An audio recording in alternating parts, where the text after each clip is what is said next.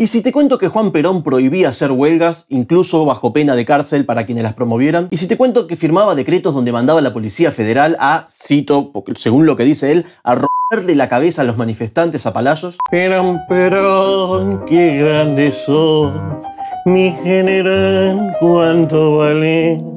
Perón, Perón, gran conductor, sos el primer trabajador. Exacto. El primer trabajador, porque todos sabemos que si de alguien se ocupaba Juan Perón, era de los trabajadores, ¿no? Y el kirchnerismo, lo mismo, ¿o no? Es decir, todos sabemos que el peronismo siempre se destacó por alentar todo tipo de manifestación, las protestas sociales, los paros y demás. ¿No? No. No, ¿cómo?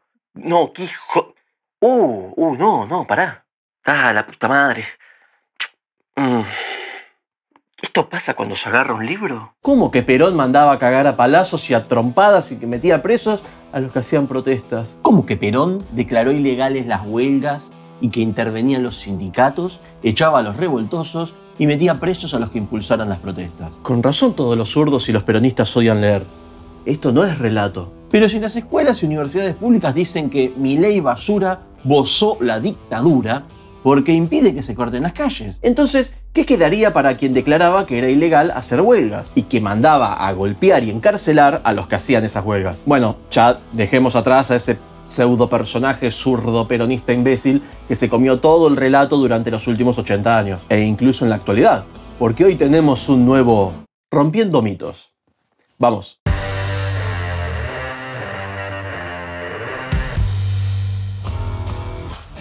La semana pasada en Argentina fue noticia que una madre estúpida, muy estúpida, llevó a su hija de 10 años a cortar la calle. Y cuando llegó la infantería de la policía para despejar la calle para que puedan circular los vehículos, la madre se quedó con su hija sentada en el piso. Por lo que la policía pasó tirando gas pimienta y esto le afectó a la nena. Esto no solo fue noticia en todo el país, sino que también trascendió al mundo. Aún nos preguntábamos qué clase de madre hija de mil puta y estúpida se le ocurre usar a su hija de 10 años como escudo humano. Pero la cuestión es que esto que pasó fue tomado por la izquierda y el peronismo para llorar durante muchos días. Y eso es lo que nos trae al video de hoy.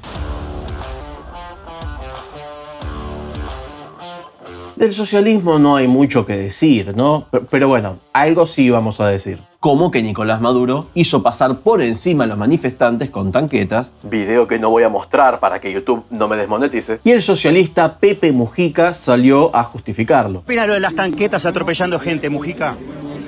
Que no hay que ponerse delante de las tanquetas. O que manda a arrestar a cada político u opositor que aparezca. Las detenciones de opositores en Venezuela continúan. Los exdiputados opositores Williams Dávila y Américo de Gracia fueron apresados por separado. El presidente de Venezuela, Nicolás Maduro, afirmó el jueves estar preparando 2 cárceles de máxima seguridad para los más de 1000 manifestantes detenidos que denuncian su cuestionada reelección. Machado dijo el jueves que pasó a la clandestinidad al temer por su vida, cuando arrecian las amenazas de cárcel en su contra. La líder opositora convocó a nuevas protestas. Más de una decena de personas han muerto en las manifestaciones. En los últimos 10 días, 71 activistas y colaboradores de la campaña opositora han sido detenidos según la ONG Foro Penal, así como centenares de locales que han servido comida o dado alojamiento al equipo disidente han sido cerrados. Eso cuando no manda a los militares a dispararle a quienes graban la represión. Pero si no, vayámonos a los inicios del socialismo llevado a la práctica y, no sé, hablemos del trotskismo. Así, los que son autopercibidos trotskistas como Nicolás del Caño o Miriam Bregman nos ofenden por ser comparados con Nicolás Maduro. De esta forma, entonces, podemos asociarlos con los dictadores Lenin y Trotsky. Así es. Toman distancia de Maduro e incluso de Stalin, pero piden que se los asocie con Trotsky. Ya tengo muchísimos videos en este canal hablando de estos temas, pero básicamente en ellos les cuento que Lenin y Trotsky perdieron las elecciones de 1917. Se votó por una asamblea constituyente que debía decidir quién iba a gobernar. El partido de Lenin sacó 23% ante el partido de Chernov, que sacó 41%. Como Lenin y Trotsky no pudieron tolerar perder, iniciaron la guerra civil rusa y tomaron el poder por la fuerza.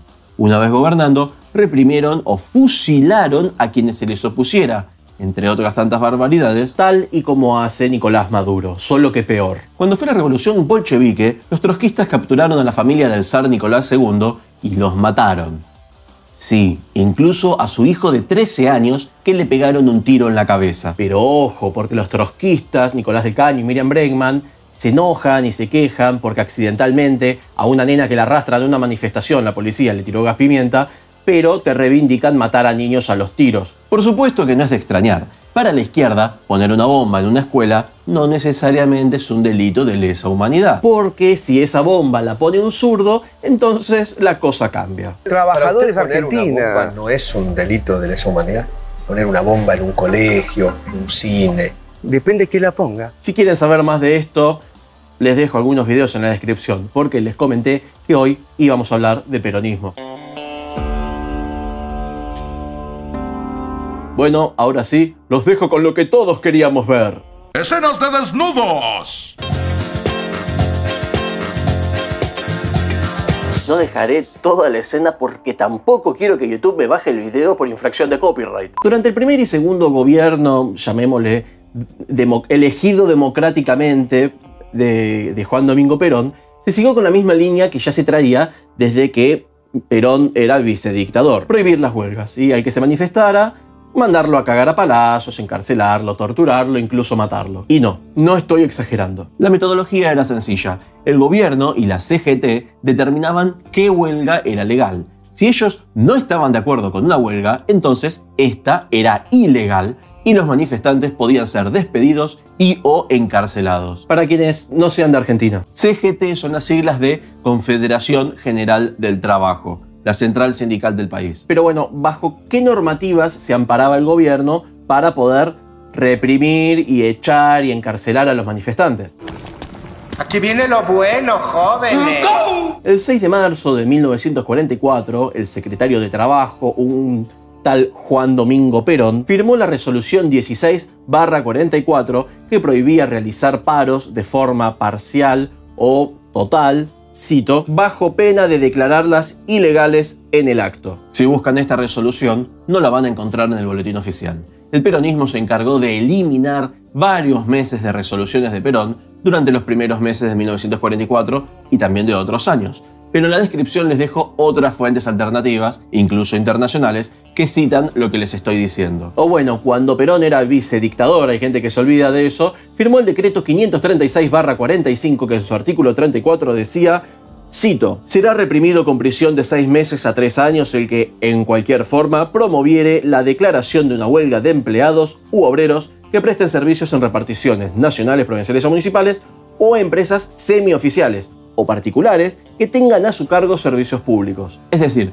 si trabajabas en cualquier instancia del Estado o si trabajabas en una empresa que de alguna forma se relacionara con los servicios públicos, tenías prohibido siquiera proponerle a alguien hacer un paro, porque te podían echar o mandar en cana. Pensarán que no es para tanto, pero tengan en cuenta que por aquellos años habían estatizado muchas empresas, por lo que la prohibición abarcaba a mucha gente. Y por cierto, esto es parecido al caso anterior, pero más burdo. Si buscan esto en el boletín oficial, pueden encontrarlo, pero no les va a aparecer desde el artículo 34 en adelante, ni siquiera la parte de las firmas. El peronismo se encargó de intentar esconder la historia, como hizo Stalin. Ay, ya claro, esa normativa fue derogada, o sea, dada de baja por el gobierno militar que derrocó a Perón en 1955, bajo el decreto ley 4551/55. Pero si entran a Infoleg, les dice que derogan el decreto de 1945, pero les aparece que no modifica ninguna norma,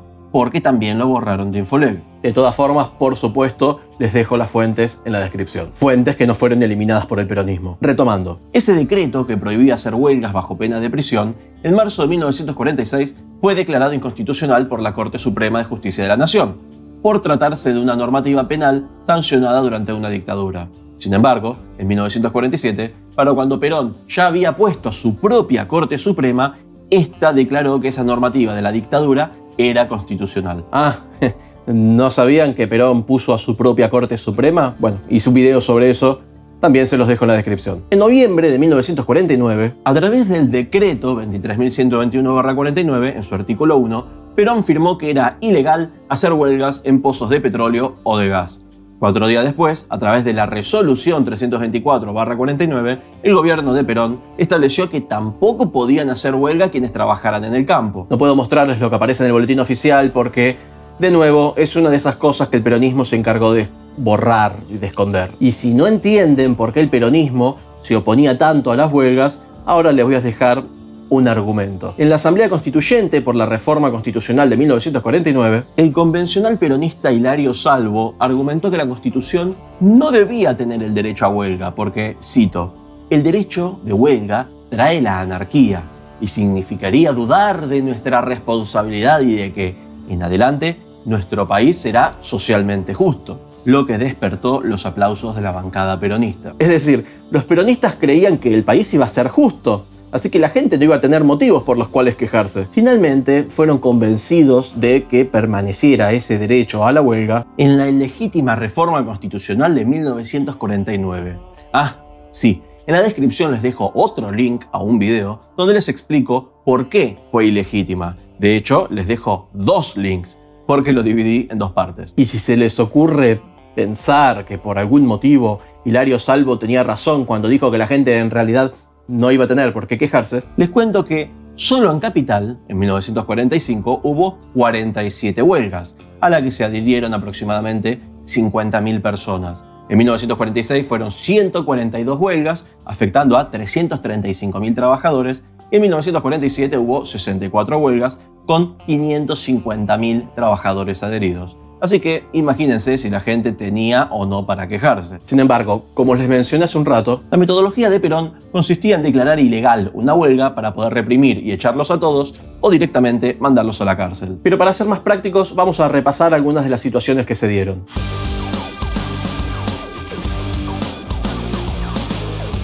Durante los primeros 4 años del gobierno democrático de Perón, entre 1946 y 1950, la CGT peronista intervino 16 sindicatos, de los cuales 10 fueron intervenidos por hacer huelgas que Perón no había autorizado.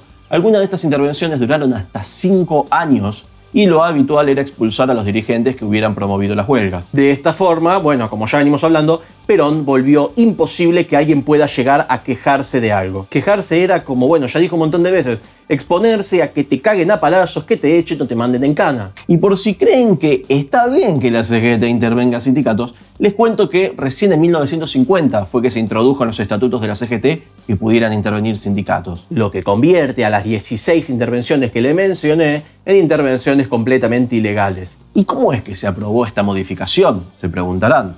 Se logró la mayoría de votos positivos a partir de los sindicatos que ya estaban intervenidos de forma ilegal. Todo muy peronista. De hecho, el 17 de octubre, o sea, el Día de la Lealtad Peronista de 1947, la CGT estableció que únicamente serían avaladas por ellos, y por lo tanto legales, las huelgas que contaran con el visto bueno de Juan Perón. ¿Escucharon bien? Solo era legal hacer una huelga si el presidente te autorizaba a hacerla. ¿Se imaginan si hoy en día alguien quisiera hacer un paro, sin cortar la calle, nada, y que Milei lo declare ilegal y los mande a todos a romperles la cabeza a palazos, a echarlos y a encarcelarlos? Incluso los sindicatos intervenían a las seccionales. De los 5 sindicatos más importantes de ese momento, que eran textiles, trabajadores del Estado, metalúrgicos, ferroviarios y construcción, entre 1951 y 1954 intervinieron a sus seccionales 48 veces. Esto de las intervenciones, vamos a verlo con un ejemplo. El 15 de noviembre de 1950, los empleados de la línea General Roca comenzaron una huelga que se extendió a otras líneas. Exigían mejoras salariales, cosa que lograron. ¡Qué bien! Sin embargo, el sindicato Unión Ferroviaria intervino en las 8 seccionales que estuvieron implicadas en ese paro y Perón hizo retrotraer esas mejoras salariales y mandó a encarcelar a todos los que promovieron la huelga. ¡Uy, qué mal! Así que un mes después, los obreros le hicieron frente al gobierno y el 16 de diciembre de ese año volvieron a hacer una huelga, logrando que les devolvieran el aumento. ¡Qué bien! Por lo que 3 días después, la CGT intervino todo el sindicato de Unión Ferroviaria. ¡Qué mal! ¿Ya puedo irme? Un mes después de esto, el 23 de enero de 1951, los obreros de todas las líneas hacen otra huelga, reclamando que liberen a los huelguistas que Perón metió en la cárcel. ¿Cómo respondió el gobierno? Como era de esperar. Mediante resoluciones y comunicados, anunciaron que las huelgas eran ilegales, que la Policía Federal iba a hacer, cito, lo necesario para que esas huelgas finalizaran y se volvieran a las actividades regulares, o sea que funcionaran los trenes, y que quienes siguieran en huelga, quienes siguieran manteniendo ese paro, iban a ser procesados penalmente, echados y probablemente encarcelados. Y ojo, porque no solo mandó durante años presos a algunos huelguistas, sino que incluso, para desalentar las huelgas, también mandó presos a los abogados defensores de los huelguistas, como fue los casos de los abogados Marcos Armando Hardy, Emilio Carrera, David Tieffenberg y Andrés López Acoto, que estuvieron detenidos de entre 6 meses a algunos años. Lo tiene todo: intervención de seccionales, intervención de todos los sindicatos, encarcelamientos, quitas de aumentos salariales, represión policial, no sé, procesamientos. ¿Qué más quieren de Perón? Y espero que lo que quieran no sea una exigencia. Perón, Perón, qué grandes son.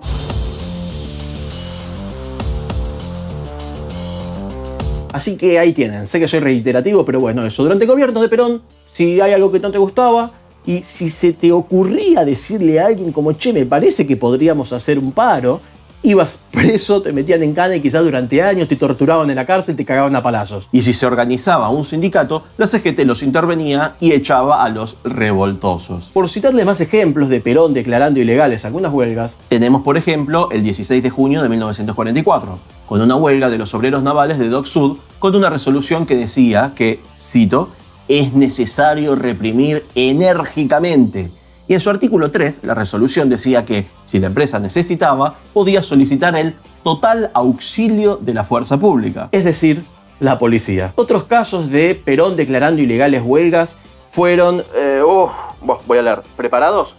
Ya. El 12 de diciembre de 1944, huelga de los obreros de la destilería de YPF en La Plata. El 19 de septiembre de 1946, huelga del profesorado de orquestas. No sabemos cómo es que una huelga de profesores de orquesta podía hacer que el país entrara en una crisis semejante que hubiera que declararla ilegal, ¿no? Y el 27 de mayo de 1947, huelga de recolectores de basura. El 7 de junio de 1947, huelga de camioneros del puerto de Buenos Aires. 16 de agosto de 1947, huelga de plomeros. Afecta a la seguridad nacional que esa canilla siga goteando. Así que, ilegal. El 23 de agosto de 1947, huelga de trabajadores rurales. El 13 de febrero de 1948, huelga de fotógrafos. Muy importante que trabajen los fotógrafos para que el país no entre en crisis, ¿no? 20 de febrero y 12 de abril de 1948, huelga de empleados del puerto, ambas ilegales. 15 de marzo de 1948, huelga de empleados de destilerías y viñedos de la empresa El Globo. ¿Será una empresa privada?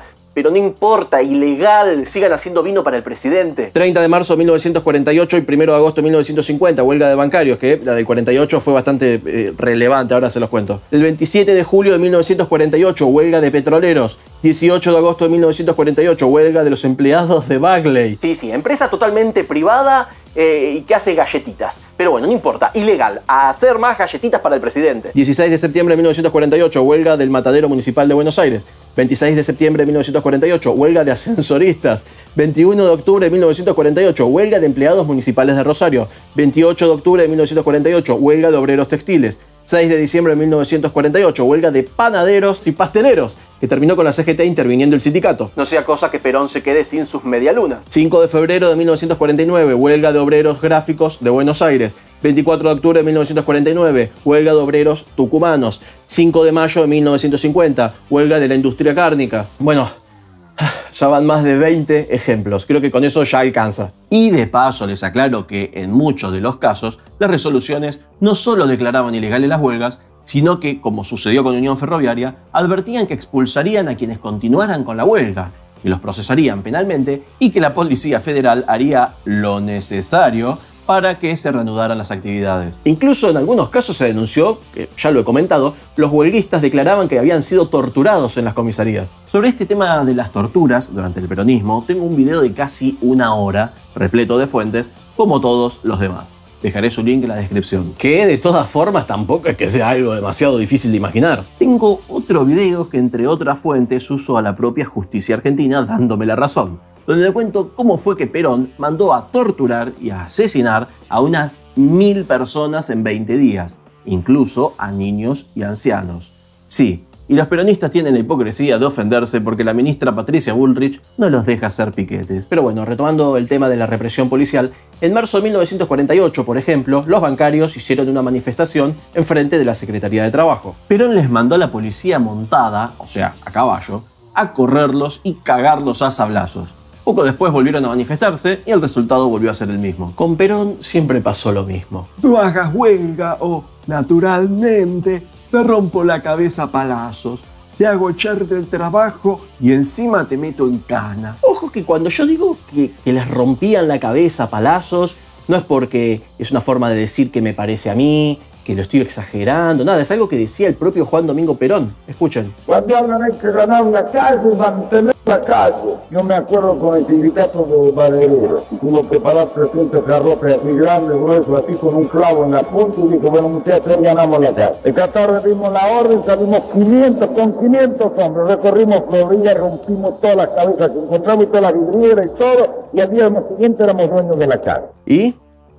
¿Lo tenían a Perón admitiendo que le rompía la cabeza a los que hicieran huelga? Y todavía los peronistas se quejan porque Milei les dice que protesten todo lo que quieran, pero que no corten la calle. Con este tipo de documentación histórica, la verdad que es increíble que aún exista gente que se denomine peronista. O bueno, más bien es increíble que quienes defienden esto, romperle la cabeza a palazos a los que hagan huelgas, después vayan y le digan facho a los demás. Y por cierto, también tengo otro video donde cuento cómo el propio Perón contaba que consideraba que Benito Mussolini era, cito, como un semidios romano. También les dejo el link en la descripción.